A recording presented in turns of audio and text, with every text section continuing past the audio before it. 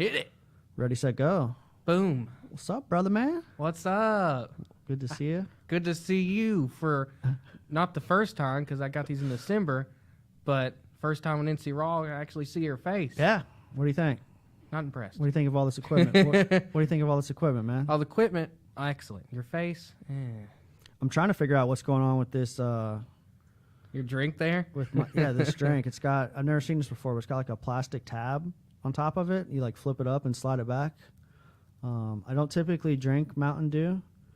However, there wasn't many caffeinated options outside of soda down at the vending machine. We're here at Southwestern Community College, and we wanted to catch up with you.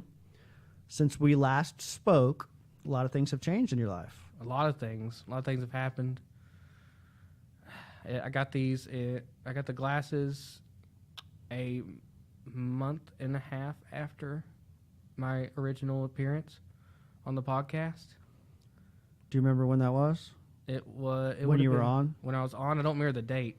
It's back in November. November. It was almost exactly 6 months ago. Exactly 6 months ago. Just about, yeah. Wow. Just about exactly 6 months ago. I went back to look at the date or the episode number because there was some confusion as to what it was. But so you got like a lot of things have changed in your life. So you got some really like wonderful opportunities on the horizon. Mm-hmm. You've been super involved in various organizations and various community-based stuff. And you got a big day coming up. I do. On Tuesday, is it? When? Saturday. Saturday. This the 18th. Next Saturday. Next Saturday. So like a week from this weekend. It's pretty big. What's pretty happening? Emotional. Well, it's my first college graduation. Your first of many. First of many. Uh-huh. Because I'm not stopping here.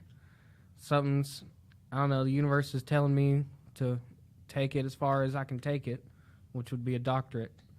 But this is the big one. This is because it's the first one. I proved I could do it to the people who said I couldn't, and especially to my own thoughts that said I couldn't. Yeah. That's the big thing. Is it just feels like it's like at the pinning ceremony, the theme was mountaintop experience. I feel like it's one huge mountain, finally at the top of. Time to go climb some more. Yeah. Well, I know firsthand that you've worked really hard on this, and there were many people who told you could never get to this point in your life, right? Definitely. For anybody that's listening, this is my good friend Trevor Gates, and he was on the podcast in November. So if you're listening or watching, you might want to like hit the pause button. Go back. And kind of get the baseline story for what a lot of the references that we may or may not make today may make sense. So you might want to check that out first, or just keep on listening and go back to it at a later time. It all makes sense eventually. Yeah. So like when you were first here, you were in the middle of doing some fundraising. I think that's a good place to kind of set this up and kind of start from. Mm-hmm. And then we'll kind of get into some of the other stuff. So like you were here because you were doing some fundraising to raise money for these right here. What's that? These are called eSight eyewear. They're electronic glasses designed to give the visually impaired and legally blind their sight back. Okay. And how much money did you raise? We raised, it was a community effort. It was. We raised $6,500. Okay. Prior to taking ownership of those things, what was your vision like? I could not see. I was blind, legally blind. I was not able to make out people, places, or things. I can only see light and shadow, a little bit of color. If I lift these up, everything in here that I can, all this amazing equipment, and you will disappear. And I was cane dependent, because unfortunately these aren't advanced to the point where they completely give me back the freedom of sight but even what they do give is an incredible amount of freedom. Mm-hmm. Let's talk about what your life was like before you had those. Okay. Before you had the glasses. Have you always been visually impaired? Has it always been consistent? Was it something that progressively got worse? It progressively got worse over time. When I was young, I did have vision problems, but it appeared to just be, normal vision problems. Kids, not seeing well, not able to see the board, so you go and get a prescription, you get some glasses. I had astigmatism. They're like, okay, well, your vision's not great, so we're going to give you glasses. But I complained for years that they didn't work, that the glasses didn't work. And my parents thought, because it's kind of typical for kids to not want to wear glasses, because our society paints people with glasses as not being cool or attractive or whatever. And kids will go out of their way not to have to wear glasses to not be seen as a geek or whatever. And that's what everybody thought, because I just complained so much. But it was, in the core of it, it was truth. Like, there was some of that going on too, because, I was a kid. But the core of it was that they really never helped me. Never once did I get a pair of glasses from the time, I think I got my first pair of glasses when I was around 9. From 9 to 22 years old, I never had a pair of glasses where I said, wow, I didn't know that you can see individual leaves on trees. Because I've heard other people say that about when they got their glasses. Like, I still can't see that. Still can't see the board. And it got progressively worse. It started to actually actively deteriorate, they discovered, when I was about 17. But I was still going to the doctor regularly, and it wasn't noticeable yet. Like, with the frequent checkups, it didn't seem like there was a problem. So they didn't catch it. They didn't recognize Exactly that it was deteriorating. Yeah. Because it was, up until that point, it was pretty gradual. Mm-hmm. Pretty gradual. Mm-hmm. Pretty consistent. It wasn't drastic. But because of life reasons, I didn't go to the eye doctor again after high school for like 4 years. So I didn't go back until I was 21, 22. And in that 4.5 year period, when I went back to the eye doctors, they said, well, we discovered your vision has deteriorated rapidly.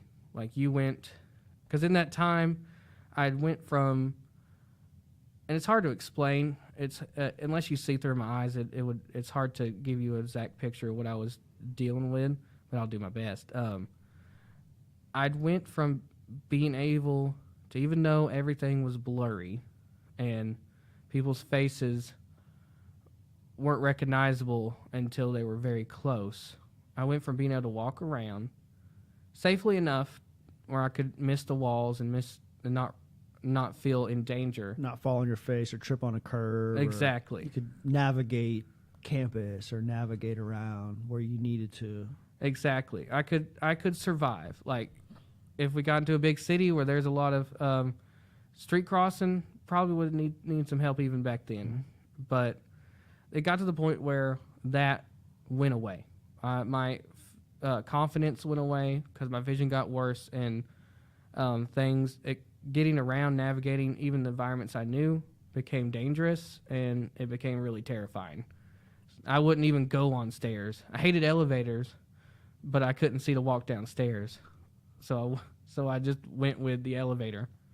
Can you put your finger on the moment where you kind of realized that I haven't been to the eye doctor in 3 or 4 years and something's definitely going on?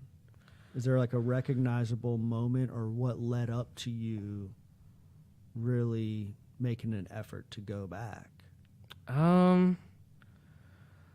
Well, I would say it was like a month's worth of me getting really lucky that I didn't get hurt because I just started running into more walls. It was definitely a noticeable change to the point. It was at the point where I couldn't make out anyone. At first, I could still see their silhouette, but I couldn't tell what skin color they were. I couldn't tell if they were looking at me, unless they were really recognizable, body wise. Like maybe I had a friend that was super voices, tall, or things voices. Like that. Their physical appearance it just looked like far away, blurry aliens to me. And I just started running into more stuff. I started being more terrified going downstairs because I couldn't tell where one step began and the other one ended, if that makes sense.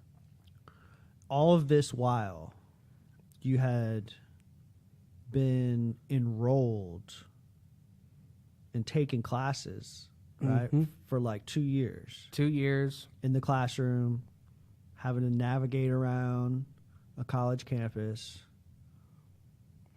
It was right in the middle of probably a very intense. It definitely was. It was one of the most intense semesters I'd had up to that point, and I didn't tell anyone for a while that I was having more problems because I didn't know how to say. The environment around me that I used to be able to easily navigate has gotten really hard to see, and I'm scared to go downstairs. I didn't know how to tell people that. So, were you afraid to tell people that, or you Yeah. just didn't necessarily know how to articulate it? It was a little bit of both. I didn't know how to describe what was going on because it was like I was in an in-between stage of being able to see and not. Like, I could still see a whole lot better than I can now. You could see light. You could see silhouettes of silhouettes, people. but nothing I could see made sense. If that makes you get what I'm saying? Visually, the information I was getting didn't make sense. I didn't know whether to stop at this blurry object or keep going. I couldn't tell if it was just something. There was no kind of cues to Exactly. let you know what was going on in your environment. Exactly, and a chair turned into just a blurry blob that I couldn't tell if I should miss or not. What about your grades, man? They started to suffer. You noticed it in your work, or probably the amount of effort that you're having to Yeah, put it took into me a lot. It took me a lot longer. Luckily, I already had support in place for my visual problems I already had. So it wasn't like I fell. It wasn't a plummet down because I already had supports in place. I was kind of lucky. I had a little bit of a safety net to where my grade, I didn't go from A's to C's. My work got, the quality of work I was able to do suffered because I didn't have the level of ability that I did before. So I had to really quickly learn to adjust. And things took longer. I had to start, I knew I needed to learn how to use screen readers because I could no longer rely on my eyes to edit. And I turned in a couple assignments that had some funny typos in them that I would have caught if I could see it to Lori. And like, okay, this is getting a little hard. But it wasn't a major problem because of the sports I already had in place. Yeah. What was the defining moment that made you go in? Made me go into the doctor. I could no longer at all see my mother's face anymore, and video games and stuff I loved that were visual based was out of the question. I couldn't use my cell phone anymore like I was used to. Like I already kind of knew how to get to some of the settings that I didn't use at first because they were for people that had more of a problem visually, but I knew how to get to them. So I had people help me turn those on, and I just made do until I knew what was happening. Yeah. But I didn't I really didn't let anyone know how much of a problem I was having. And that's kind of a character flaw. I kind of I've always been the type to keep stuff to myself till it gets really bad. So it was probably a bit of a shock when I first came in to classes with a cane, and for a while stopped looking people in the eyes because I couldn't see their eyes anyway. Yeah, we had private conversations even to like prior to you walking around campus or showing up with it, right? Like you talked openly about like what that would be like, what that transition. I was worried. You were. But let's take a step back and talk about like how you handled the news and when that doctor came in and told you what was actually happening.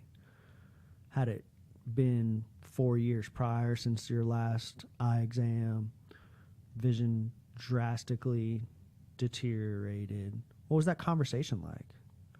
It was a shock, but I had a really great doctor. She was very comforting. She wasn't going to lie to me, but she wasn't just like, I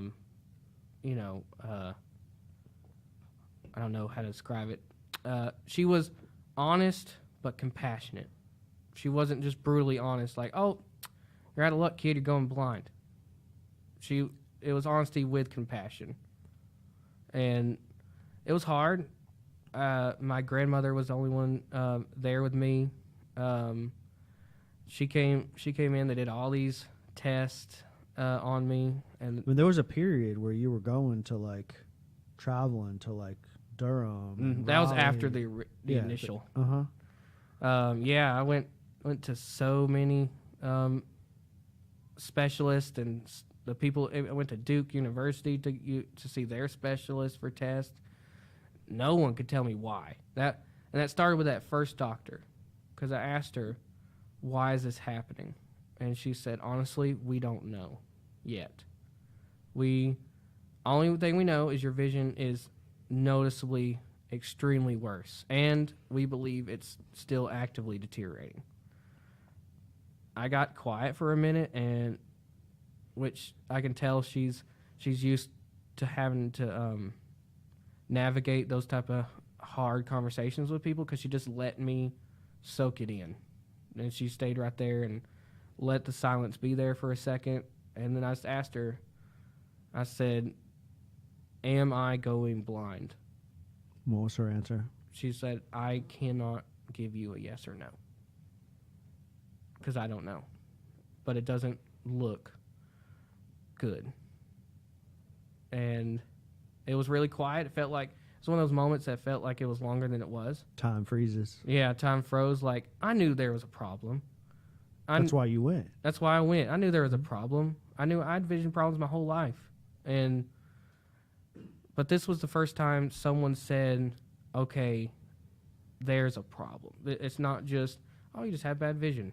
Let's find some new glasses. And when you asked her, her response wasn't no either. It wasn't no. It wasn't yes. It was, I cannot give you an answer. And that hit me like, oh, there's going to be a lot of searching to do then. And then it started. They sent me all around North Carolina. Talked about sending me further, but that wouldn't come to pass because eventually the doctors figured the core of what was happening out. But I went to got multiple different tests in Asheville, here, in Durham, all across the state. Went to some of the best specialists. All the other people I saw said, yes, they're the best. If there's something they can figure out, they're the ones that can figure it out. And most of them, though, said the exact same thing. Your vision's deteriorating. We don't know why. I heard that probably from 5 different specialists. And finally, they'd come to realize that the problem did not lie in my eyeballs themselves, because all the tests said that the actual organs were healthy and okay. I still had that stigmatism, but nothing was explaining why I couldn't see until they realized that the problem lied in my optic nerve. And this is how the doctor explained it, because apparently it's pretty rare, and because they don't have anything they can do to help. That's why they didn't suggest any surgeries or any options to improve. But the doctor explained it to be a genetic variant to macular degeneration. So it wasn't macular degeneration, but it acted similar. And it was worsened because when I was born, my optic nerve was underdeveloped. And that underdevelopment sped up my me losing my vision like 20, 30, 40 years. They said if you would have been a little luckier and your optic nerve would have been fully developed from birth, you probably wouldn't have lost your vision to this point until you're like 40s, 50s, 60s, or my upper years. But that underdevelopment sped up this genetic disease, and I lost it in my 20s. Yeah. Leading up to all of this stuff that's happening, because it was just one of those things where like you kind of had some concerns. You went to the doctor and you got some pretty, devastating news, right? Mm-hmm. It's like one of those things where you're like, something's wrong. It could be that, and they kind of they didn't give you the news you were looking for, mm-hmm. right? They didn't give me answers. They didn't give you answers. It's one of those things where you want to know why. You want to know if it's repairable, if there's something that can be done. But leading up to that, like in your life, prior to all this coming down at one time, you had been doing a lot of personal work. A lot. You had done a lot of work on yourself, right? Mm-hmm. So I guess what I want to know is like, how did you respond to this news? Like, what did you do? What action did you take? How did you cope with receiving that type of news? Well, I was fortunate. Like you said, I'd spent years prior to that news working on myself. I had got myself through a long stint with suicidal ideation. I just been doing a lot of good stuff for myself, for my mental health, physical health. I was at a really good place. So it hit me more like a punch in the face rather than a nuclear bomb, which it would have been the latter if it would have been 2.5 years earlier. I doubled up on my coping skills. I started going to more groups, as you know. I reached out to my friends more. I started talking to more of the people I knew that would listen, and not have necessary advice, but just were good listeners and would give me the space to express whatever fear or anger I was having with the situation. I had a goal. Started a goal. I wanted to meditate every day for a solid year. I was already on that, but as you know, because you're giggling, some shenanigans happened. James tried to hack your account, man. Yeah, that's totally what happened. You're listening, James. I know you did that. I know you're the reason I couldn't get back into that account, because I had like what? We're just kidding. 100-something days on there. But I made a goal that because I'd had this goal, but it wasn't really solid. I was like, yeah, I want to do that. I can totally meditate. I totally want to meditate every day for a year. But it wasn't a solid, put to stone, intentional goal yet. It was just a pipe dream or something you say that you never actually put the effort in. Like a New Year's resolution? It was a New Year's resolution type of goal up until after that. Then I was like, I'm going to do it. I'm I'm going to meditate every single day. For 20 minutes is what was my goal, but if it's 5, if it's 10, whatever, in some form or fashion, I'm going to meditate every single day. Why meditation? That it turned into my happy place. My breath was at that point, and especially now, even more now, was a safe zone where I felt safe. You had experienced? I'd experience with it. I experienced. Like, has it helped you with other things in the past? Oh yes. Oh definitely. It's helped me get through so much, because when I do it, unlike my vision that was leaving me, the breath was consistently there. Unlike people that, would be one way, one moment, another the next, my breath was always the same. And I found comfort in that. How many days you up to? I am at 353 days. So approaching the 1 year mark. 365. I don't know if I'm going to dedicate, try to get to a 2-year. Maybe I might, if something happens and I happen to miss a day. Go big or go home, man. Hit the 5 year. Hit the 5 year, 5 years straight every single day. 5 years. But I feel really accomplished. Like this, I mean, I've been dedicated to school, but this is like something I set my mind to, and in any way possible, I was going to make it happen. Mm-hmm. So if I wasn't going to get home until late, I meditated in the moving vehicle while I was going home. I meditated in between classes. Mm-hmm. I meditated during a trip that we'll talk about later on the ground in a parking lot. There were some stressors going on, but I just plopped right down and hit the bell.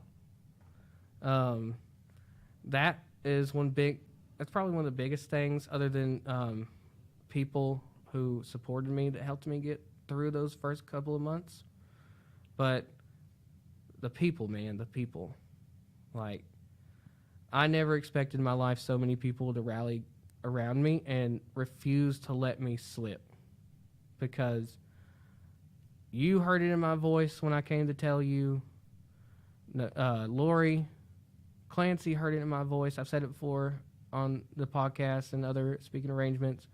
Lori Clancy literally told me that she was refusing to let me fall into depression over it, over that news, because she could hear it in my voice that it was hitting me. It was hitting me hard. And people did that. People checked up on me. They didn't let me just, they didn't let me isolate. They didn't let me fall into it, That's a big difference from like what your prior experience had been, is that like all of that effort, all of that work that you had done, you had created an environment, right? You had created an environment around you that was conducive to people who were willing to, who weren't going to let you fail, who weren't going to let you fall back into old thinking patterns, who were going to support you through whatever kind of news that the doctor had for you, right? Mm-hmm. Because you had done all that work for the last 2 or 3 years. You had established the skills and established the meditation practice prior. You had healthy connections all around you, people who cared about you, people who loved you. So that when this news broke, you had a skill set to turn to, mm-hmm. right? It was a skill set, a safety net. Like they were encouraging me to sit with it, to work through it, but they refused to let me get consumed by it, because I'd done that. That had been a result of my mental health conditions in the past, is I would get consumed by whatever was going on, and everything else in my life would suffer, like my grades, like relationships. But this time it was completely different. Yeah. So you got the news. Yep. You set a goal to meditate every day for a year, and you began to talk to the people who were important to you, right? You could talk to the people who were involved in your life. What was the next step? Like, what did you have to do? What I had to adjust. Mm-hmm. I needed resources. I didn't know how to live life as a blind man, I guess. I was visually impaired, but there's a real difference when, see, this is the thing that a lot of people don't understand. It's not one or the other, one side of the coin or the other. You either can see or can't. It's a spectrum. It's some people can see, but what they can see doesn't make sense, so they still need support visually. For me, I could see, but everything was just distorted, and there's no ability to process what there's you no were ability seeing. to process. Exactly. So I had to learn how to let go of any attachment I had with the visual sense. I'll tell you though, like one thing that I noticed throughout this is that you like would blow my mind in your ability to recognize voices. Oh yeah, right. And that got crazy. Crazy. Like we would meet somebody one time, right? Mm-hmm. And Alex, then out. 2 or 3 years later, like briefly meet somebody one time, and then 2 or 3 years later, that person would walk up to us, and you knew who it was instantly. If not instantly, just a couple of sentences, and I had it. Yeah, like immediately recognize the dude's voice. And I was I think James might have been there too. I was standing there. I was just like, "Holy cow!" Like we had such a brief interaction with this person the first time, 2 or 3 years prior, that like me seeing him and hearing him talk, it took my brain a second to go back and remember who it was. And you couldn't see him, and you were like, "What's up, Alex? What's going on, dude?" Right? Yeah, it was really quick, and I was surprised. I was like, "Whoa, how did I?" It was a thought like, "Whoa, how did I know who that was so fast?" But you did that multiple times. It wasn't. That's just the one circumstance that I think about. But you did that multiple times over the years. What kind of resources? How did you seek out resources, or what? How did you find what you needed to be able to function with this news that you were given? Well, I didn't know where to turn. I didn't even know where people got their canes. I just seen them on TV. You've seen people with them at least once or twice in your life. I didn't know where to start, so I reached out. See, that's another thing, and some people might not recognize how much of a coping skill being able to actually reach out and ask for help is. That's such a major change for me, because in the past I would refuse to ask for help because I felt like it made me weak. But once I released that, I was able to ask for help. How did you learn how to do that? What taught you that was okay? Meditation, people who were focused on healing and growth. So growth-based coping skills got me to that point, to where I learned it's okay to need people. It's okay to not know everything. It's okay not to be perfect. Self-acceptance helped me get there. So many things, so many different factors. All the work, all the self work that I did. Yeah. So I was perfectly comfortable at this point with asking for help. Especially one thing that really got me there was needing the support in school at SEC. If SEC really got me accustomed to advocating for myself. And you had learned over the years how to advocate for yourself. How to ask for help, how to find, if somebody didn't know, I knew how to ask. Somebody on this campus that could help answer your question. Yeah. And that helped me here. And I knew someone, my buddy Clayton Ammons. Shout out if you get to listen to this. I'm going to make you listen to it. He's vision impaired. He was already cane dependent. He has about 5% of his vision. I have about 10. I haven't got rechecked. I don't know if that's changed, but I reached out to him. He was somebody who you had previously known from SEC, from school. And so you hit him up. Yeah, I hit him up. We weren't super close yet. We had interactions. At one point, we had discussed forming a band. It was like a passing conversation. And it was, at one point, I walked up to him. I'd not talked to him before, but I walked up to him outside. He was getting in his taxi that would later be our taxi because of his help. And I said, yo, dude, what's up? My name's Trevor. I noticed that you have visual problems too. I also have problems with my vision, and not to the point you do. I'm not cane dependent yet. Ha ha ha. I laughed. That was the first time y'all talked? That was the first time I talked. I just wanted to talk to him. I hadn't met someone who had severe vision problems like I did. His was worse at the time, still is. 10% versus 5, but he seemed really cool. He always had really colorful hair. So I was like, I'm going to talk to this guy. This guy seems like someone I need to know. And wow, was I right. Yeah, and that's the thing about it, though, is that, like, the Trevor Gates that I met in late 2015 or early 2016 wouldn't have even approached somebody. I would not right? have. So just like I didn't approach you. We talk about the work that you put in to grow, to heal, to challenge yourself, to achieve your full potential, allowed you just to like have that conversation, which opened a door to a ton of resources. A ton. So I wouldn't known it. I didn't know that was going to happen at the time, but wow, am I grateful it did. So what did Clayton tell you? Well, whenever I found out the news, I started thinking, who can I turn to? Who would know who I need to talk to find resources for legally blind individuals, people with visual impairments?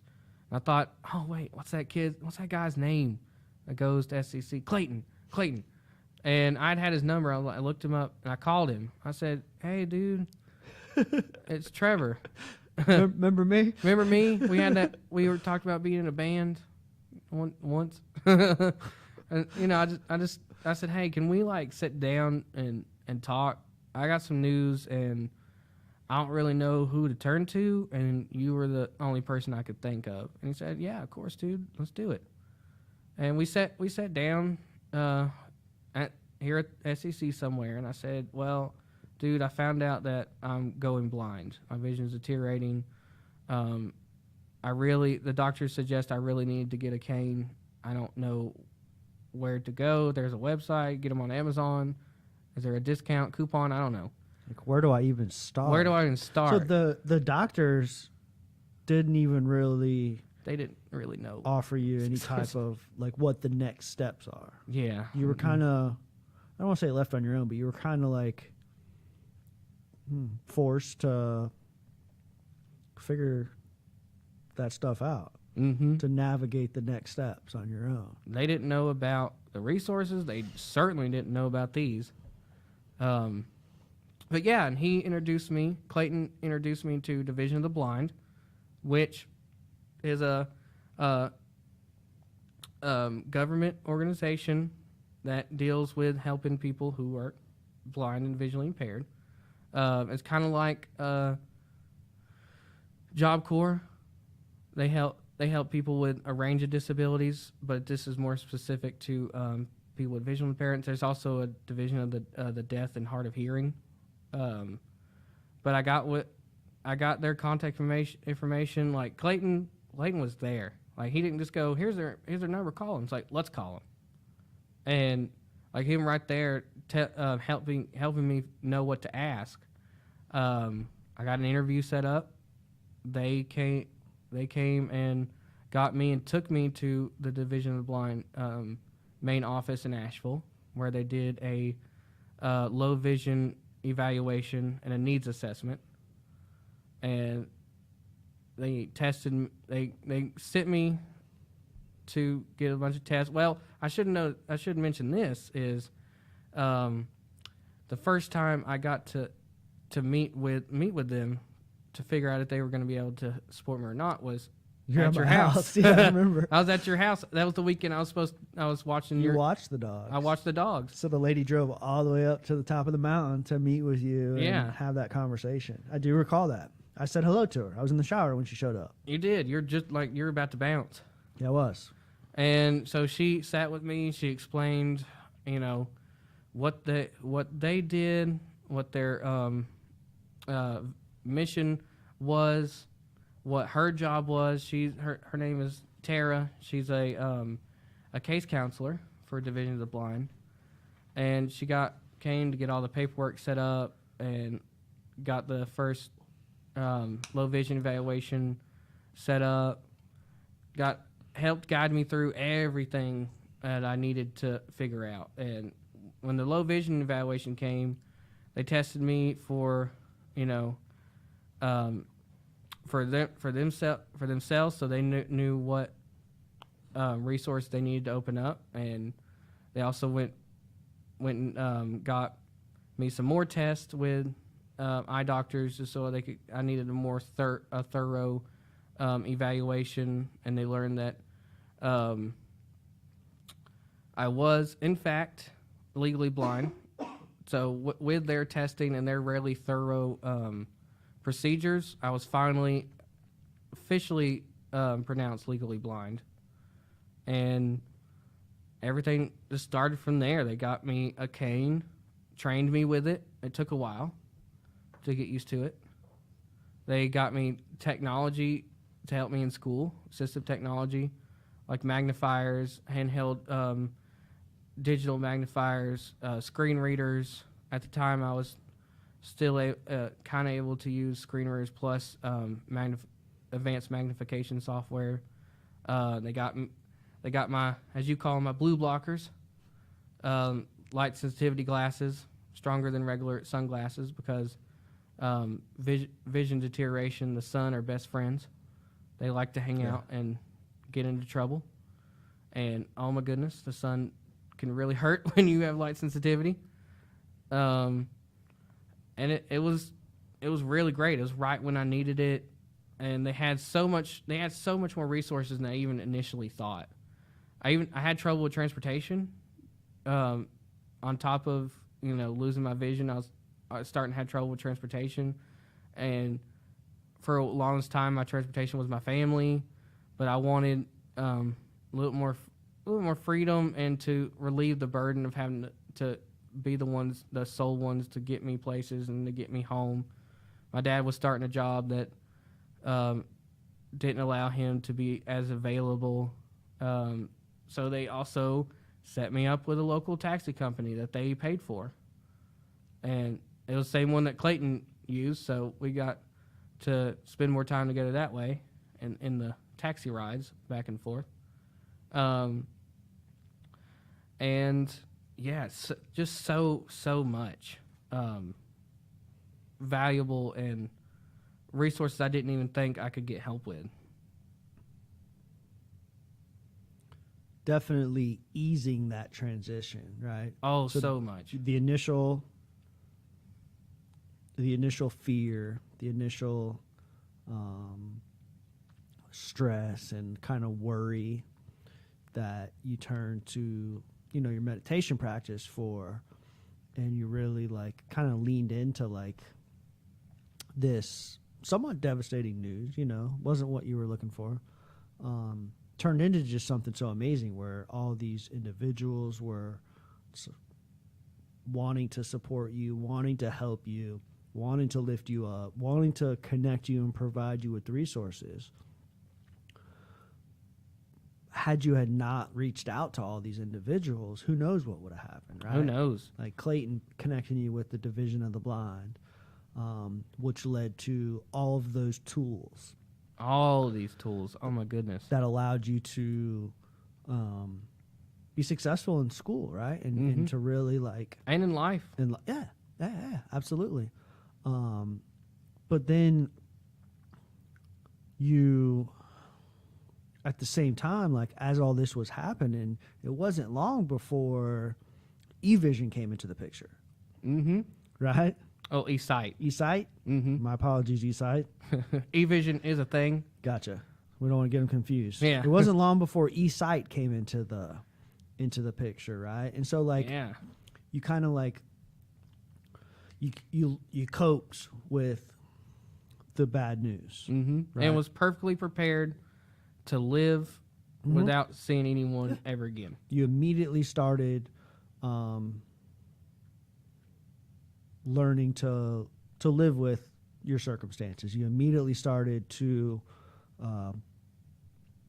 engage in your meditation practice. You immediately started connecting to resources. And then what do you know? Like, it's kind of like one of those things where like, okay, these are the cards that I'm dealt. And when you can really just like authentically accept your circumstances, somewhere along the road, down the road, something wonderful happens. The universe rearranges The itself. universe rearranges itself.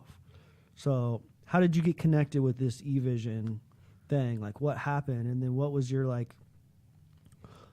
initial response once you like figured out what was like potentially on the horizon for you? What was next, you know? Right. Well, I had heard about them a year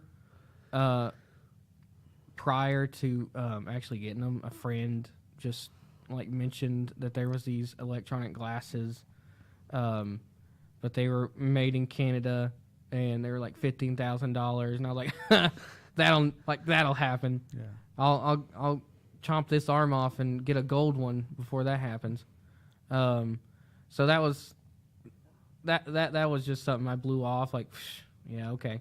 Never had another thought about it afterwards because I'd never heard anyone else mention it.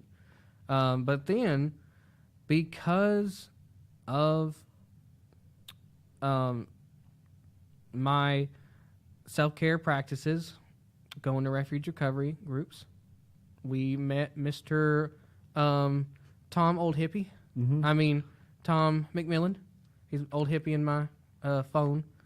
And with that, I started Tom introduced me to the Open Door Center for Spiritual Living, and it just all these things, all these different groups and realms and life started to connect. Like SEC, I met you. I met and I got involved with in these groups, and these groups got me involved with these groups, and SEC, Collegiate Recovery, Western, Tom, Open Door, ARHE, all from your active engagement. Yeah, right? It's like you actively pursued bettering yourself. You actively pursued healthy ways of overcoming these circumstances that you've been dealt in your life, and then all this stuff came from it. All this stuff came from it. I with all this stuff, I was given a platform to work to help others, and with all that, I was also given a chance to get these to be able to see again, and it happened quite just out of the blue. I started going to the Open Door Center for Spiritual Living. Tom picked me up. We'd go every Sunday or when I can, when school wasn't too overwhelming. I got really into it. I fell in love with the people that were there. They're uber supportive. And then just happened to meet Dr. Reverend Kate Graceland, who is the communication teacher at Haywood Community College. She did a workshop at the Open Door, which I was fortunate enough to get to go to because another Open Door member paid my way because they weren't going to be there, but they wanted to offer a scholarship for another member to go, and they offered it to me out of the kindness of their heart. I got to go and learn from Kate, and she was incredibly nice to me. But the workshop that you showed up for, it wasn't a eSight workshop. No, not at all. It It had was nothing a to do with workshop. eSight. Yeah. You guys just put the put two and two Two together together. at that time. Yeah, exactly. Obviously, because of reasons, you could tell I couldn't see. Maybe it was the wall I ran into. Who knows? Could have been this. It wasn't the stick. It wasn't the stick. That never gives anyone a clear indication. Sometimes it really doesn't. I know. Wasn't I've seen people at Ingles with you. wasn't the stick, wasn't the glasses. But yeah, we just started talking. We hit it off as friends. She was really not. She showed me a lot of kindness, and she mentioned at first. I didn't think nothing of it because I had no hope of seeing again. I was perfectly accepting that I was going to be a blind person for the rest of my life. I wasn't going to see again my days of enjoying visual media and the freedoms of the visual world were over. And outside of meditation, what's your number one hobby? Video games. Uh-huh. So that was over. I didn't actually tell you for about a year. I told you around the time I was starting to get eyesight, but again, it was another case of me not wanting people to worry about me, because I knew if I started telling people I could no longer play video games, they would get really worried. That would be a significant red flag for everybody in your immediate circle. Yeah, so I kept that to myself. Mm-hmm. I still talked about video games like I was still playing them, even though and you'd get as close as you could. Close as I could, and it went to the point of I wasn't able to do it anymore. But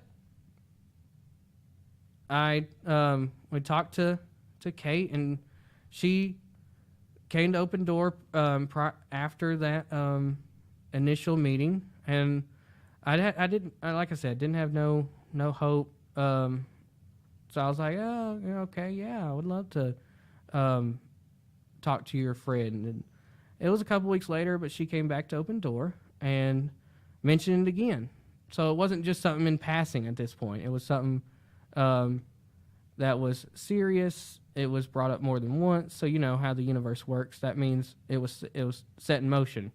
And I said, yeah, I'd be totally willing to meet with your friend. Her friend was Dr. Mary Sedgwick, who was an eSight user herself, had her eSight for about a year, and is a total, can I say the A word? You say anything you want, man. Total fucking badass. I'm gonna say that just brutally. She's awesome. If you're listening, Mary, I love you. Thank you. She was so supportive. She worked for eSight doing evaluations and whatnot. And what was awesome is Kate told me this, and then it happened, of course, is they do eSight evaluations for free, and they came to me. She came to me. She came to Open Door after the service, and everybody left. I got to try them on, and it was amazing. I did not know what I was getting into. Yeah, so the very first time that you put those glasses on was during a test of them. Evaluation. An evaluation. And there's an actual video of that, right? There's a video of you putting them on for the very first time. There is. Do you know how they can find it? Do they just YouTube Trevor Gates eSight? They can. I think they can do that. Or they can also go to my Facebook, Twitter, or Instagram, and there's a link to my fundraising page that has the video on it, and you can also read my story. Just for anybody who would like to see that initial response. Mm-hmm. We played it last time you were on. I guess you could go back to episode 31 and see it on YouTube of NC Raw and see it, because I did play the video last time. Okay. I wasn't prepared to do that this time, but carry on, my friend. I will. It's all good. They'll see it eventually. Well, let's talk about it. What was you put those things on? It was almost instant. It went from unrecognizable nothingness to whoosh. The world was right there, and I could see Kate was the first face I had seen in so many years. Like not only could I tell she was there, but I could see her. Like I could see her eye color. I could see her facial details. I wasn't able to see eye color. You're zooming in on my face right now, aren't you? I am. I was zooming in. Legit. I don't think I've ever had the ability to see people's eye color. I've never been able to see that well. Truly, since you were a young kid. Truly. Yeah. Like I've never been able to see that detailed. But until you put those things on, you didn't realize that was something that people with normal vision, that's something that we don't even recognize, or that you weren't aware that it was such a difference. Yeah. In what life was like as a young man. Like I knew people have eye color. People go, what color's your eyes? Blue, red, whatever. So obviously I knew people could see other people's eye color, but I couldn't. It was always awkward when, a girl would ask, well, what do you think of my eyes? I'm like, they're beautiful. What color are they? I couldn't tell. So I had no framework of what that was like to be able to see that much detail of a person's face. But it was a shock. I could see her perfectly. I could see a Mountain Dew bottle 10 feet away from me. There was actually a Mountain Dew bottle in the room, probably about 10 feet, and I was able to zoom in. Like, I can zoom in right now, and I see that TV up there. I can see outside the window over there. I can see, what's something small? I can see the outlets over there where you're plugged in. Okay. Yeah. It was just incredible. I could see her. I could then look at my phone and actually see it without using a screen reader. If anyone's ever seen me with my phone, no, I can't see it. I'm using a screen reader if I don't have these on. Mm-hmm. And it was mind-blowing. I teared up. Like, you can hear me in the video tearing up because I think the question that Mary asked me was, what does this mean for you that now that you know that these work? I said, there's a chance I could see my mother's face again, which was huge. It was absolutely huge. And after that, we did a little test with, the letters on the cards, and then I went and read from a book. She had a book that had transitioning fonts, and one was meant to be the size of fine print, and I was able to read each one of them as they increasingly got smaller. Including the fine print. Including the fine print. I was able to zoom in and read it perfectly. I was able to change the contrast to where it was even easier to read. I went outside, and I was able to see the beautiful North Carolina mountains that I love. I was able to see the colors of the trees. I was definitely able to see that you can recognize separate leaves on the trees. Mm-hmm. I was able to zoom in, see a bug. It was incredible. And Mary asked me, "Do you want to own a pair of these glasses?" And I said, "Yes, I need these glasses." So right after that day, it started up fast and quick. Eastside was very supportive. Of course, I was not going to be able to fork out $6,000. Actually, at the time, it was supposed to be priced at around $8,000, $8,500. What was the original price? But I got very fortunate towards the end, which I'll mention here later. So I needed their help to fundraise, and they had a whole program where they helped guide me through the fundraising process. They helped me put together my fundraising page that a lot of y'all donated to. And it was a very smooth process that I really would have struggled with if they wouldn't have supported me through that. And once I had everything together, it took off. People rallied around me. That's one of the main reasons I was excited to come back on, because I know there's quite a few of your listeners who are direct reason in me being able to see your face here today and everybody else's in my life. And I wanted to say thank y'all so much. My mom thanks you. My video game buddies thank you because I'm Your PS3 clan? my PS4. PS4 clan? Thank you. My bad. PS4 clan, my squad. Your squad? That's what you call a video game group of video game nerds is a squad. I'm back online and destroying people in the digital world, making 12-year-olds rage quit. It was fast, and I was so unprepared to witness the amount of support I received. Like, I never would have told you that the fundraising process would only have taken a month and a half.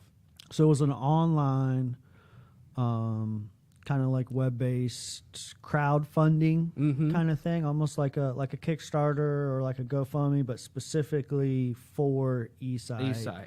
It's through a program called CauseBox. Okay. But it was set up so where it was convenient. There was no having to take it out and then send it to them. When I had the money raised, they took it directly out of that themselves, and my glasses were delivered.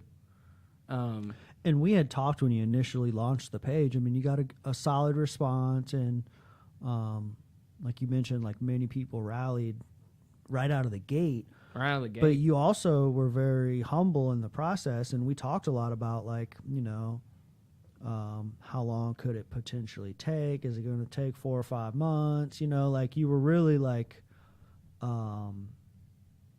really humble in the process, right? Like you didn't have these grandiose expectations of it just like happening immediately, right? Yeah, Like, I was prepared to wait. if I remember, so you were on this show in the beginning of November, and it had only been up for like a week or two prior to coming on. And you had it like, what was it, before Christmas? Yeah, it was Right before Christmas? a week or two before Christmas when I officially got them in the mail. Mm-hmm. It was fast, super fast. Like, What did it feel like to see a community rally like that? I felt like I belonged here, and that wasn't something I've experienced my whole life. I've many a times in my past felt out of place in my community, but it was, and some of them weren't even. A lot of them weren't even people who were North Carolinians. Some of them were Floridians, or what's the word for Florida people? That sounds, I don't know. Hashtag Florida man. Hashtag Florida man. Yeah. Thank you personally to your mother and aunt, and who else? There's a bunch, man. There's a lot. We can go back and look. That's what I know. That's what you know. There, like, people in Florida never even met me. You've got there's a lot of people to thank. So I think it's just a good general thank you is definitely good enough. And they did it for, you know, like, you're in it. Like, you got to look at the story, and you got to look at like what it is that you're going to be doing, have already done, for this community, for this college, in the future. Like, you have some wonderful things happening. You immediately, upon receiving the glasses, you immediately like engaged yourself with the community, on top of all the stuff that you were previously doing. But let's talk about like so what happened? You raised the money. You got a package delivered to your house. Mm-hmm. I came in the mail. So let's talk about that. Opening up that box and knowing that like these things are actually going to be yours. It was so surreal. Like it was a different and also amazing experience than just trying on the demo pair, because this was mine. These were my e-sight that I was gonna use, that I was gonna get to see, and it was such a sweet experience being able to open the box, and my parents were right there helping me put the parts that need to be put together. There wasn't many. I just had to put the straps on and whatnot, and then figure out how to turn them on. That was a The hardest part? That was the hardest part. Okay, how to turn these things on. But once we got it all figured out, we figured out that we had to actually put the battery in it first, and got it on. It started to turn on. My dad, I never forget it. As when the glasses turn on, I can see a light in them because it's popping up. It's popping up eSight on the screen and a message that tells me not to drive. If anyone was wondering, I will not be able to drive you anywhere. That's the first message. So I got the questions afterwards. Does this mean you're going to be able to drive? No, it does not. But as the glasses booted up and that was the first thing you saw, was that kind of like warning message. Uh-huh. But as they actually turned on and my vision cleared and everything focused, my dad was the first face I saw, and I said, "Daddy, I can see you. I can see that you're there." And it made my old bald-headed daddy tear up, which is a very satisfying experience. You've met my dad. I have. He's not a crier. And then I got to see my mother's face. It was the first time I seen her face. When I tried them on, she wasn't there. But she was there when I got my own pair. And it was just incredible.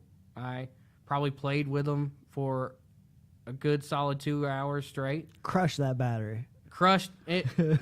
I crushed the battery. I had to charge them like that night because I was just sitting there trying to figure out what all they did. And the support from eSight didn't stop with fundraising. Like, they also had a program that started immediately after I got them where I was paired with a coach who was also a gamer, which was awesome. That works out. That worked out great because he had tips and tricks on how to game with eSight. And I also got put into another program alongside the actual eSight training program. I was asked to be a part of a study to where if I would be chosen to be part of one of two groups. One was a group that would just get the regular eSight training that everybody got, and nothing really extra. They would just go the traditional path.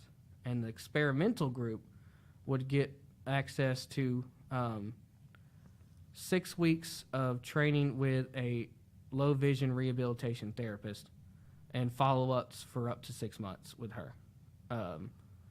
And I got put in the experimental group, and I got to work with this low vision rehabilitation therapist. She was awesome. And not only was I getting trained by my coach to use the device itself, but she was training me on how to reclaim skills that I'd lost from not having the ability to see. Like, she taught me how to write again a little bit.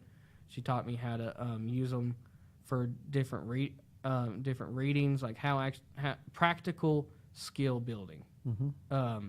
With using these for everyday life, which was great because I was also trying to use them in school. So as I would learn the skills of using vision with eSight, I would then take it to the classroom. You could immediately apply it. Apply it exactly. So, not necessarily like the technical stuff behind it, unless you do, but like, how does this thing work? So you got these glasses. It has. Mm-hmm. It looks like there's like one, or is there multiple camera lenses on the front, or just one? I think it's just that one. Just that one, and then you've got this like wired remote control. Mm-hmm.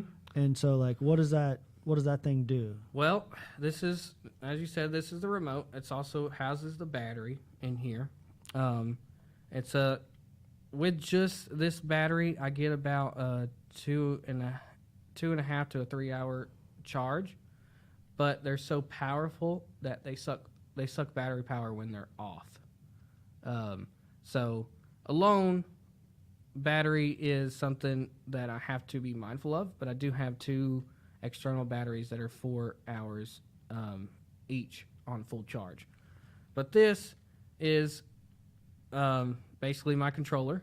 It is my controller, don't want to say basically. But on this side, I have this, what would you call this? Not a roller button. Yeah, it's like almost like a thumb wheel, Thumb or wheel. a scroller kind of deal. Scroller type of Yeah. thing that zooms in and zooms out. I can zoom in to up to 22 point something, which is a lot. I've often made the joke that You're like looking at my nose right now, man? yeah, looking at those nose hairs you need to trim. Jesus, bro. Uh-huh. Getting old with those nose hairs. Are they gray? Are they gray? They're gray, definitely. But I've often made the joke that because I'll actually be zoomed way too in on someone's face, like, oh, I can see your skin cells.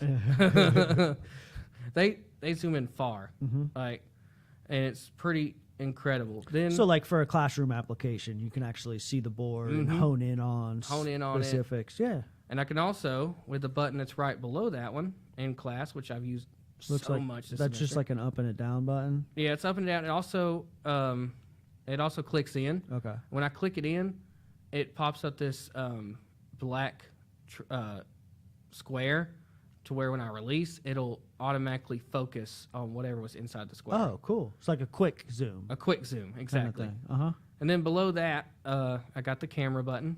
It takes pictures. It does not record. It is not VR. So many people ask me if it was VR. And I've used that So it's like much. it's like taking a screenshot of what you're seeing in front of you. As Yeah. opposed to like you would take a screenshot on your phone, but it's taking a screenshot of what you're looking at. What I'm looking at, what's in my line. That's line pretty of sight. dope, man. It's been really helpful in my anatomy and physiology class because it'll be something that I knew I wouldn't remember on the board, and I just doesn't even make a sound, so it's not disrupting class. Then below that we got the power button, but then here I don't know if this is in the camera. Yeah, it's going to be hard to see, but We got the pad, as I call it, and with this pad right here in the middle, if I click on it, it pops up a menu, and I got all my basic settings like view. I go in and change from camera to HDMI. It also has a flashlight in it. The very next thing is a light. it's like if you're in a dark I can light it up. Uh-huh. Display, a camera, pictures, airplane mode, setup tools. There's so much in here to do, and these other things help me to navigate the menus. Then over here, this button controls contrast and brightness. So I can, if you're kind of, if the room's not well lit, I can brighten it up, and then I can use this button for to clear it up for clarity. Okay. Dude, that's pretty sick, man. So upon receiving this thing, you immediately began to using it in the classroom, training, obtaining the skills on how to use it properly. But I kind of alluded to, like, you also got really involved in the community and some other organizations, collegiate recovery, like a lot of things just started happening. Activism. So much. So I want to talk about collegiate recovery a little bit. I want to talk Okay. about how you got involved with some of the national collegiate recovery efforts and like what's on the horizon for you, what eSight has given you through collegiate recovery, like what some of the achievements and what you've been able to do so far. Okay, well, let's get into this. Let's get into some this. meat and potatoes, folks. Yeah. Unless you're vegan, which I will soon kind of be. Because we had done some collegiate recovery stuff. We started the program here on campus, Uh-huh. and we went to a couple of like the regional conferences. So much, Yeah. so many conferences, especially in the months since eSight.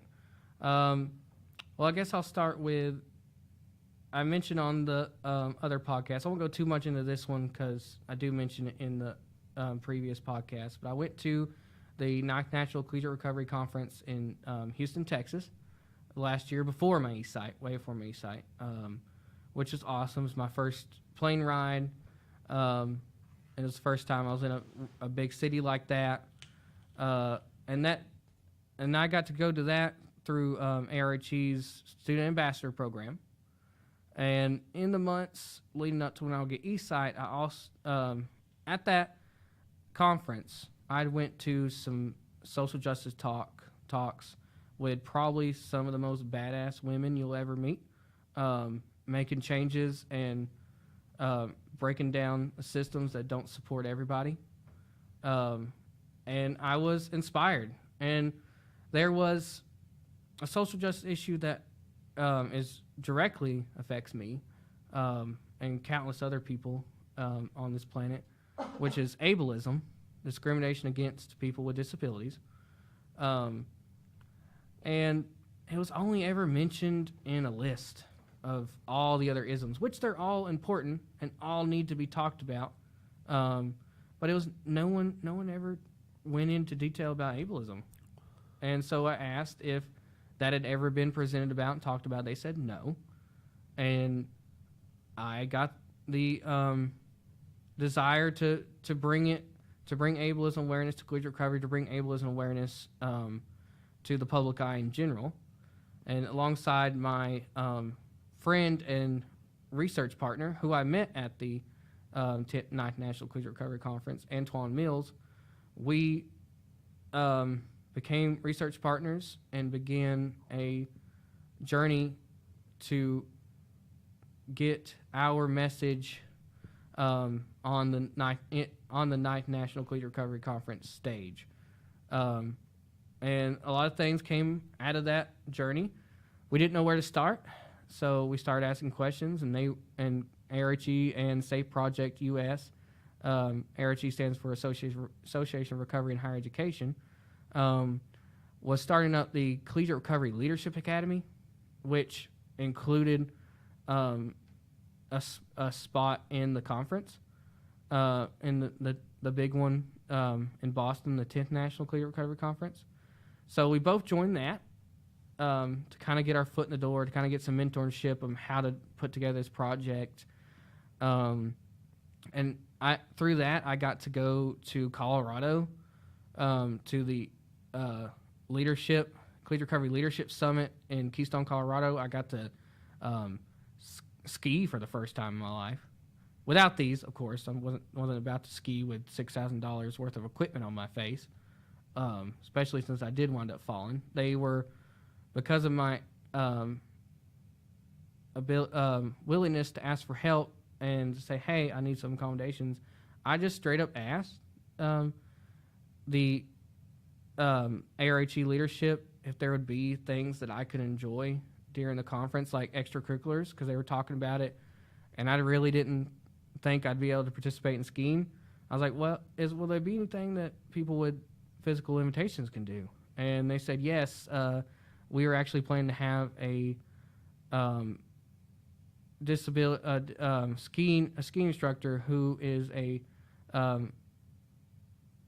disabilities accessibility support coach, who was able to literally teach me how to ski. Teach me how to ski without being able to see a thing. And it was pretty awesome.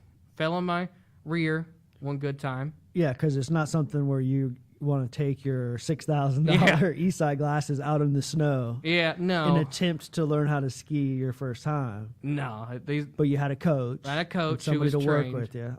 Who was trained to help people like me. And yeah, there's video out of it. I got to ski down the mountain. We stayed on the beginner stuff because you don't want to go too hardcore when you don't even know how to stand up. But at that conference, it was amazing. I got to teach my first meditation class there. It wasn't the first time I did guided meditations, but it was the first time it was an actual workshop that I got to teach. So that's another thing that I'm starting to get into, is teaching meditation. And then that weekend was the deadline to submit a proposal to do a session at the 10th National Collegiate Recovery Conference. Now, the students in the Collegiate Recovery Leadership Academy do get to present, but it's on a smaller scale. Mostly the people who would be in attendance were going to be specific to the Collegiate Recovery Leadership Academy, which was good. But they also said, now if you want to, you could submit a proposal to the conference itself to try to get on, to try to be able to present to the whole conference. Do the big shebang. And we said, well, what do we want to do? Do we want to aim high and be grateful for whatever we got? And we're like, yeah, we're going to do that. We aimed high. We submitted a proposal to do a session on ableism awareness at the 10th National Collegiate Recovery Conference. And to our surprise, people wanted to hear what we had to say, and our proposal was accepted as a closing keynote, and we were also asked to do a 60-minute extended breakout session on top of that, all talking about ableism, and it's going to be awesome. My flight just got booked. Thank you, ARHE. Who is the ARHE? Association for Recovery in Higher Education. Mm-hmm. They have been incredible supports and really just giving me and my research partner Antoine a platform to speak, and I'm pretty pumped. But on top of that, I got a chance to talk about ableism on another stage, as you know, you saw, and it was kind of spontaneous, felt spontaneous because you didn't know what you're getting into before, like it wasn't a pre-planned engagement, right? Exactly. It was sort of kind of because I still submitted a proposal for Mm-hmm. it, but it was at the I don't exactly remember what number of year the convention was, but it was at the People's Way Convention in Washington, D.C., which I got to go to thanks to a local organization called Down Home North Carolina. How did you get involved with Down Home North Carolina? I got involved, again, the strings connect. Just started at SCC with all that and just connect. I'm also a graduate and involved in the organization called Circles of Hope. And a very wonderful person named Chelsea White, shout out to Chelsea, came to a Circles of Hope meeting, and she sat with the graduates who are the circle leaders. Circles of Hope is an organization that helps provide skills and training to help people get out of poverty and advocate for better paying jobs and such. But she came and she heard me running my loud mouth about some stuff. Shocker. Gave me a couple snaps, Uh-huh. That snappy thing. I don't know how they roll. You know how it is. Uh-huh. Us loudmouth advocates. And after that, I expressed that she wanted to meet with me. She asked if I'd be willing to sit down. I said, yeah, of course. So we met for coffee. I told her she wanted to hear my story, so I told her my story of why I'm so passionate about speaking up for equality and the issues of others that may or may not directly affect me. A lot of them do not, but that's what you do as a person who cares about others.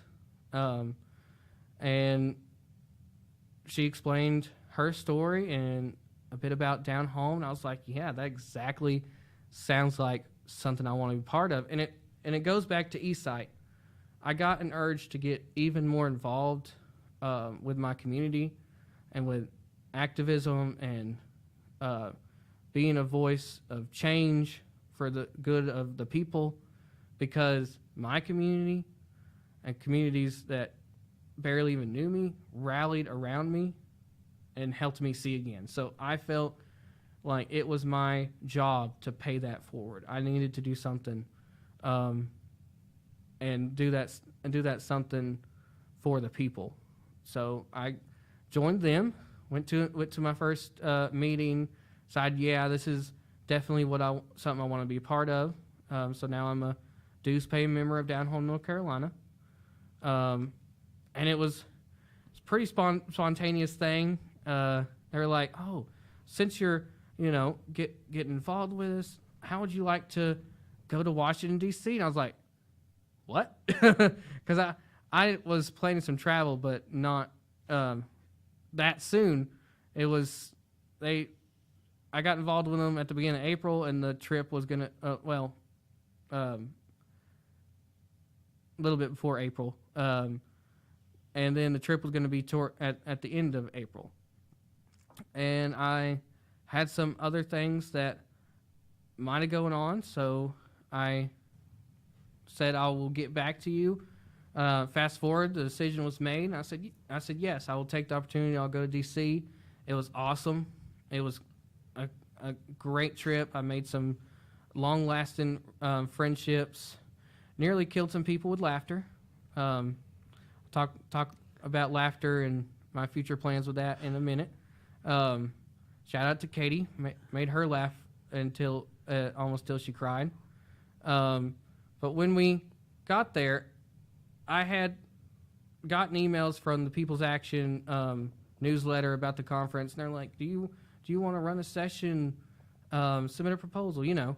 And I was like, "Yeah, okay, I'll submit a proposal." I wasn't expecting anything because there was like a week. It was like I had a week to do it, and it was during a busy part of the semester. So I put together a quick proposal, submitted it. Didn't think nothing of it afterwards because I didn't hear anything about it. I didn't do my proper research and to figure out exactly what the proceedings of how these sessions that I was signing up to do were going to get chosen. And when we got there, when we got to DC, I learned that there was 15 proposals, and only 8 were going to be able to hold a space at the conference, at the People's Wave Convention. Excuse me. And they were going to put it up to the people to vote. Well, the people believed in me, and my ableism awareness session got the most votes, and I was able to talk about ableism in this huge auditorium with all these people willing to come listen to me babble and ramble, and it was awesome. It was absolutely amazing. I got such a great reaction and so much audience involvement. There was a segment where my goal was to get people to talk and to tell their stories, to tell personal stories of how they've dealt with ableism, of how they dealt with the struggles of having a disability. I talked about how the language we use, and this applies to absolutely everything. Applies to collegiate recovery. It applies to activism. The language we use is powerful, and what we speak matters. The words we speak matters, and if we have language that's growth-based, that's the terminology I decided to use, growth-based language. It means that we're using language that promotes a person to grow and improve and doesn't tear them down. The word disabled, while a lot of people made this point in the past, that was a victory to get people to start saying disabled and disability. Now we're in a point where that's changing, and that word doesn't promote growth. It's a hopeless term, as I said during my talk. Because yes, without these electronic glasses, I can't see my hand in front of my face, but I'm definitely not helpless. I'm definitely not unable to do anything, and neither is anybody else. So that word doesn't really fit unless you're a vegetable. And so I promote, there's new language out there, like differently abled. It's just like in collegiate recovery, changing the language, and you start speaking life into someone. Mm-hmm. And people just took to it. We passed the microphone around. They started telling about their stories. And then someone asked, and I love this, because what's activism if you can't talk about what's happening in the moment right then? Someone asked if it was appropriate to talk about where they felt their needs weren't completely met at that conference we were at. And they're like, would this be okay? Would this be appropriate? And I said, yes, we're at an activism conference. This is what we do. Hit it. And people started saying, that the hotel, this big old bougie, can't say that with an accent, hotel, the Marriott, didn't have a really good way for people in wheelchairs, people with mobility issues to get down the stairs. There was this old lift that you had to have 2 people to operate, and that means you had to have 2 people to volunteer to be with you, and it didn't promote independence. And I was like, wow, this is really great. People are really getting into it. And what came out of that is at the next conference, my friend Lynn Carver, you're amazing. A guy that we met through my presentation named Dave, and myself are going to be a part of the next conference as the disability sports team. Lynn as the coordinator, because she is great at that stuff. Dave as the logistics details guy, and me as the disability advisor. And change came through that. It was amazing. What I hear you saying is you spoke so highly of this growth-based language, right? Mm-hmm. But what I see in you and what I've seen over the last 3, almost 4 years that we've been close friends is I see a growth-based lifestyle, Mm-hmm. right? Exactly. That's rooted in the community, that's rooted in this connection, this healthy connection with the people who you've associated yourself with. If we could take a step back and look, like this kid, and we talked about this on the last podcast, this kid who was intimidated to raise his hand in the classroom in 2015, right? Mm-hmm.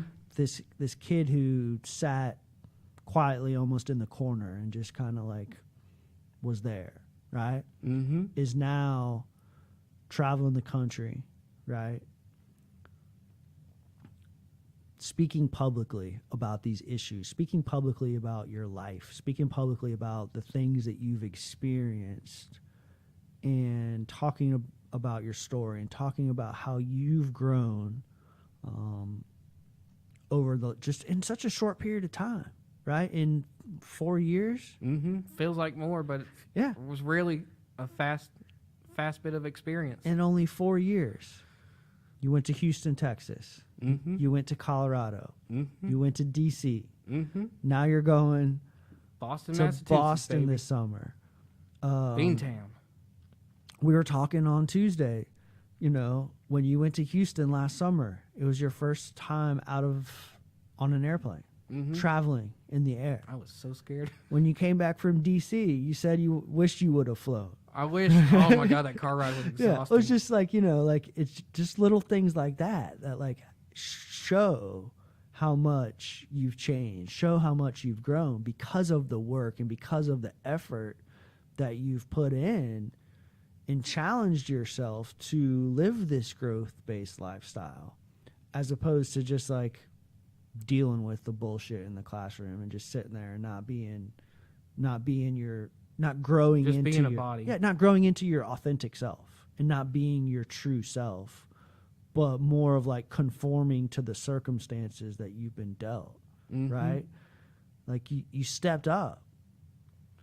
Yeah, I did, and it amazes me too, because 2015 and prior, I couldn't speak to a stranger, let alone a crowd of strangers. And now you can stand up on the stage. Number one, see the strangers. See the strangers. Number two, a clump of them. Yeah. Only got a You use the limited zoom field out of vision. feature. Zoom out feature. Make sure I see much of this little square as I can. And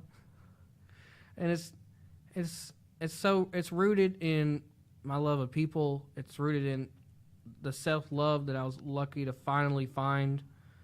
Because a lot of my problems, because in all honesty, I hated myself for a longest time. I really did. And it was hard. Like I said, I battled suicidal ideation. I went through severe depression. I had severe anxiety.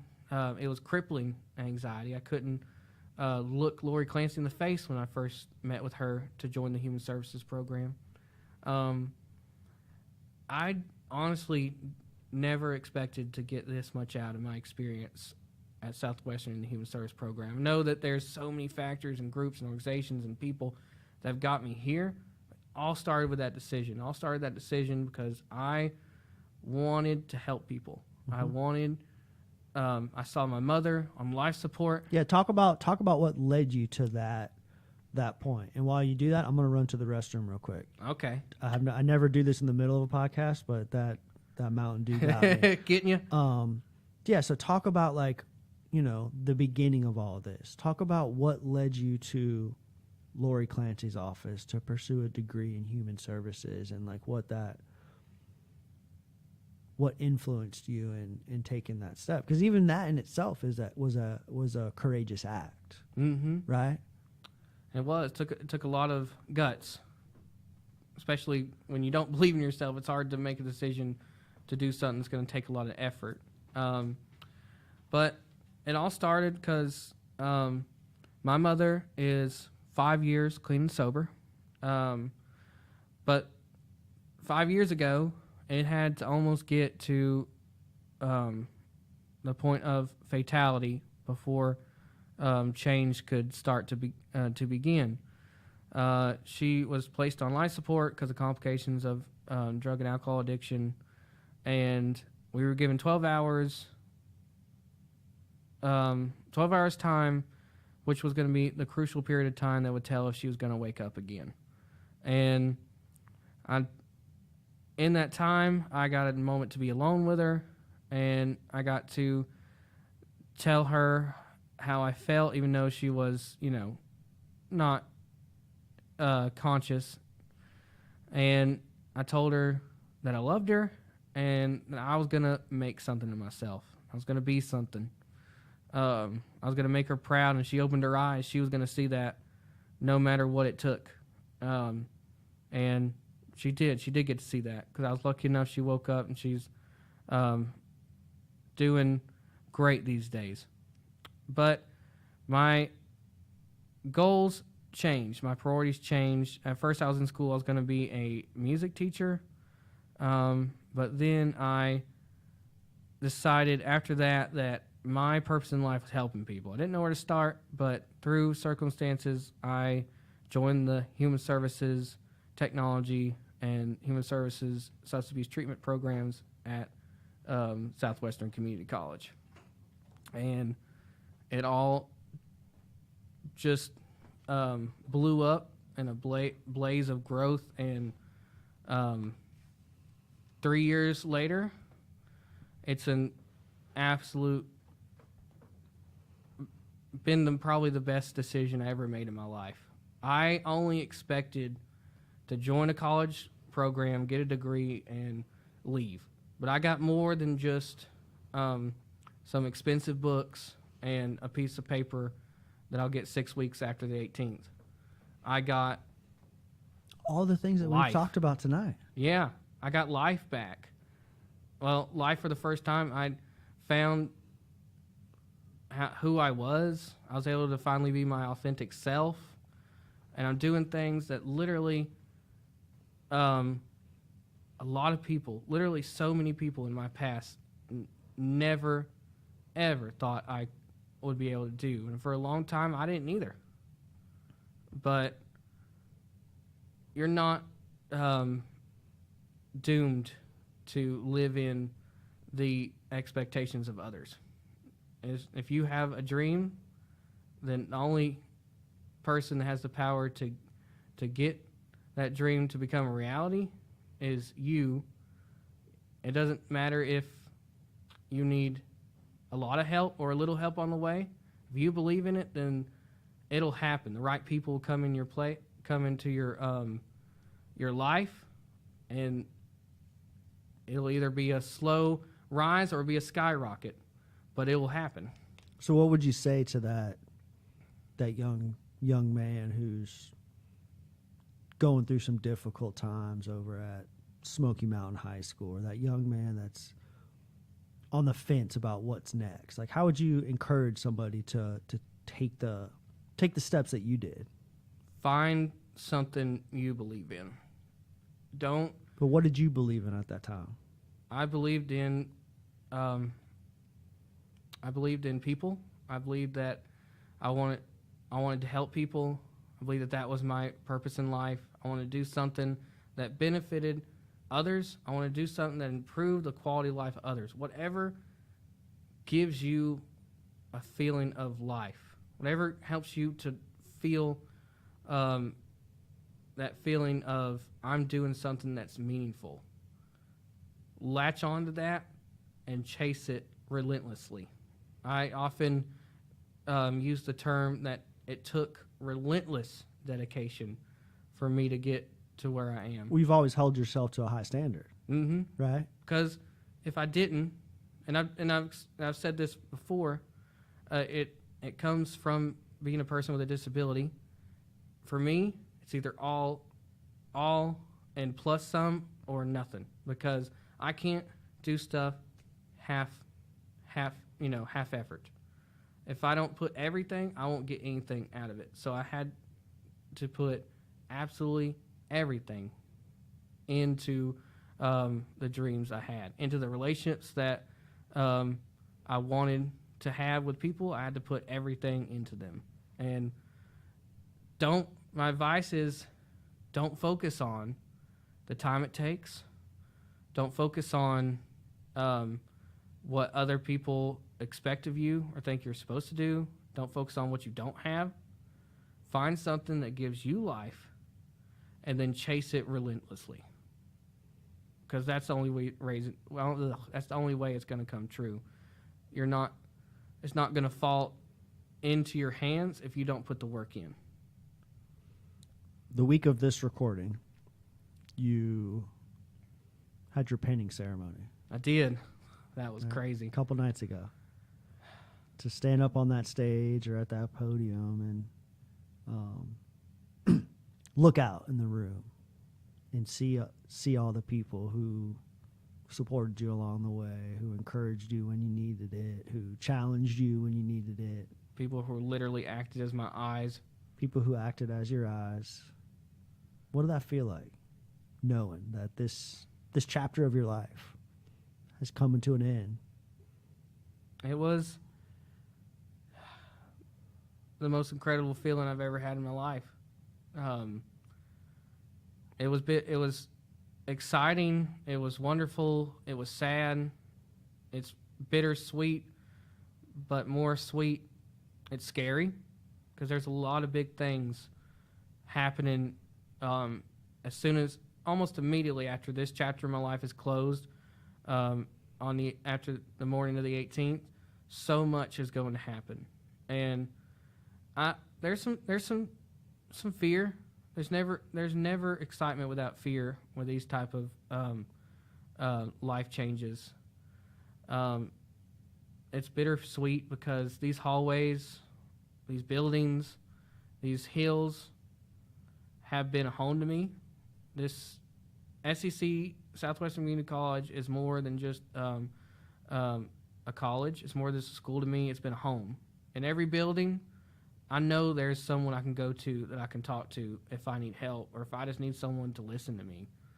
There's people who are, if they can't find out the answer to my questions, they'll find someone who can.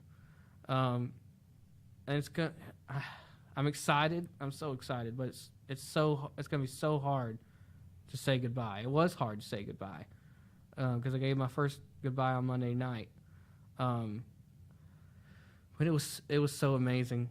I just looked out, and almost every single face, I could give you multiple reasons to why that person is a reason I was standing there. And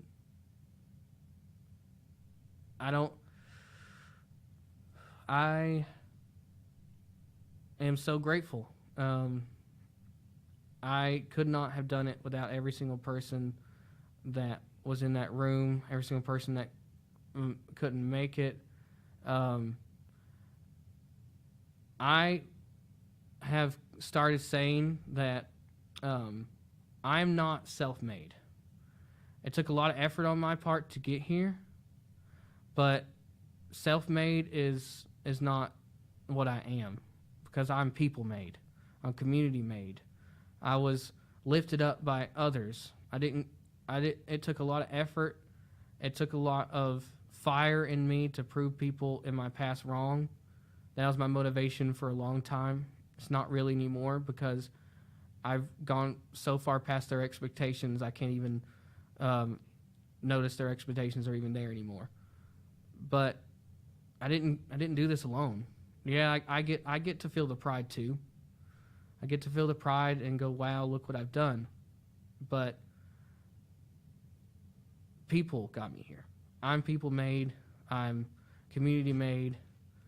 And when I close the chapter on the 18th, I graduate. I go and I present in Boston in Boston at BU, Boston University, on ableism. And then after that, when I move out of my parents' house into my own apartment with my homeboy Clayton. So here it is, all right? Here it is. The guy, Clayton, who you walked up to, said, "Hey, I'm Trevor Gates. Nice to meet you. We have some things in common. Let's, can you help me out? Can you point me in the right direction?" Here it is, what, a year later, year and a half later? Year and a half later. And you're going to be moving out of your parents' house, right? With the ability to see. With the ability to see and the support. And the support system in place, right? And you guys are going to be roommates. Mm-hmm. And you're going to be walking on the campus of WCU. Mm-hmm. And getting involved with the collegiate recovery program there. Yep. Being a leader in that program because of the work that you've done over here and with ARHE. Like with all the other people. And everybody else, right? I'm doing a lot of somethings that are just peak of the mountaintop type stuff, dude. Like, oh my goodness. I never thought I'd be traveling the country and speaking at conferences. Like, I never saw myself as that type of guy, that type of person. I never thought I'd be able to live it in my own space without the care of my parents. They've given everything to me, all the support I could ever ask for. But with all this growth-based lifestyle that I've been living, having people that were also living growth-based lifestyles, I've grown to the point where I'm confident in my ability to support myself on my own for the first time, which is a mind-blowing thing for me to say. And it's awesome because Clayton is also visually impaired, so he's not going to move my stuff. Dang sighted people. That's one thing that I'll come over there. And I'll say to sighted people, don't move a visually impaired person's stuff. We can't find it. It might be disorganized, but I know it's there. Mm-hmm. I'm just kidding. Not really. And it's gonna be so great. I'm gonna be like you said. I'm gonna be going to WCU. Gonna get involved with Catamounts for Recovery, and I'll be pursuing my bachelor's and bachelor's in social work and psychology, a master's in psychology, and eventually the big one, the huge one, the first Gates to ever be called doctor. Well, the first Gates in my string of them. A doctorate in clinical psychology. Got it all planned out, man. Got a roadmap. I'm going for it. I'm going to the top. My personal top. Mm-hmm. And a lot of people would ask, how you gonna manage all that? And the only response that I ever give them is with the help of others, and at any means necessary. Yeah. How old are you, man? 23 years old. What I'm hearing is that the Trevor that I met would have been at that time in his life overwhelmed, filled with fear of any type of substantial change like this. Oh, right? I wouldn't have been able to handle right? a crowd at Walmart, let alone a conference with a couple thousand. And now this growth-based lifestyle living Trevor Gates embraces the change, right? Good and bad. Mm-hmm. right? You have a clear understanding of this influx of life and Even if it's unpleasant, this too can be here. appreciation for these wonderful things that are happening to you, and a very clear understanding of some of the more difficult things. A clear and accepting understanding of the more difficult things that are that have happened and potentially will happen. You recently finished your internship, Mm-hmm. Right. Projects. at Mountain Projects, and what did that turn into?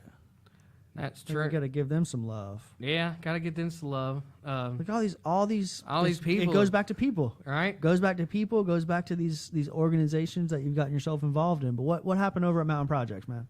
Well, I did my work-based learning with them for the past 2 semesters, which was an absolute, again, another amazing experience with great people who supported me, and because I gave it my all for them, they gained confidence in me, and I have a job starting with them as a prevention specialist, which will begin sometime in the fall. And it's going to be my first actual job. And they're gonna work with my school schedule. A lot of my work is going to be on Western's campus, I've learned, because they got some plans on campus, and it's like, wow, I'm going to be a prevention specialist and getting paid for it, working to help people while I go to school to be able to help more people.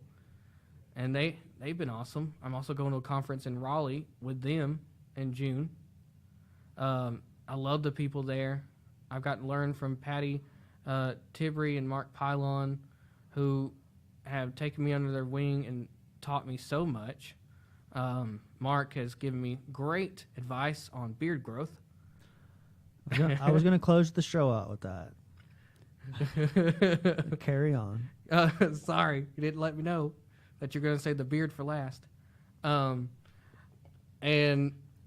so much. Like there's so much I can say how I benefited from this experience from learning under them. And I just can't wait for what the future holds, my dude. I can't wait for what me and you do together in our future partnerships.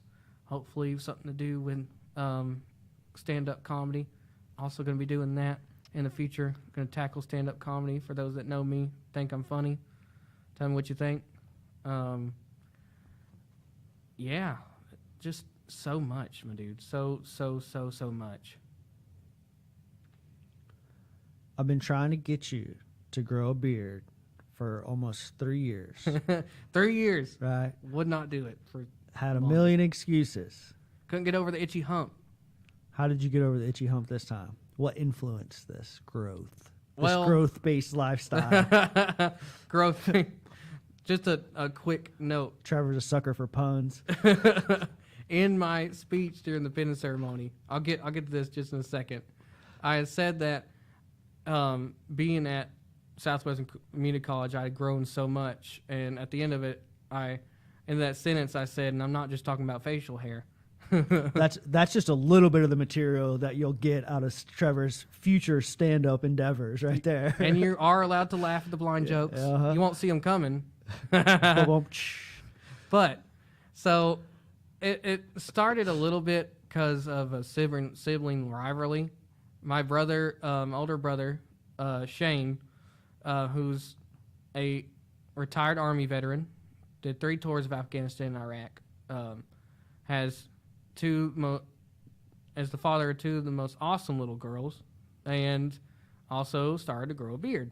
And he was growing a beard, and he was really confident about it. And me and him kind of go back and forth, giving each other a little grief. And I was like, dude, my beard's nothing. I had that at 15. Like, literally, they had a nickname for me, and about how I had the long hair and the full beard at 15. I could do that in my sleep. So I was talking some big trash to my older brother, and I was like, you know what? I'm gonna grow my beard. I'm gonna grow it out and show him up. And turns out I really like it. Once I got over the itchy hump, it suits me. It does. I can do this and look smart. It does. It definitely suits you. Well, listen, man, we're going to wrap this thing up.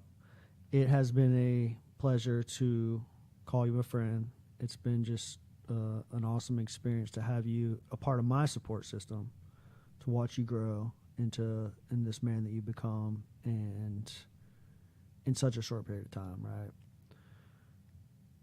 Achieving what you've done in the last 3-4 years in comparison to what your future holds, it's going to be monumental, man.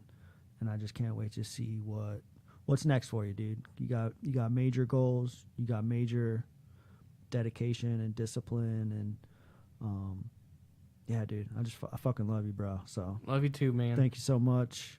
Thank you, NC Raw. Yeah, dude. We'll have you back. Look for Trevor stand-up comedy coming your way on a future NC Raw production. It's going to be awesome. Lots of laughs. You are allowed to laugh. I'll say that again. The name of it's going to be Please Laugh. It's okay.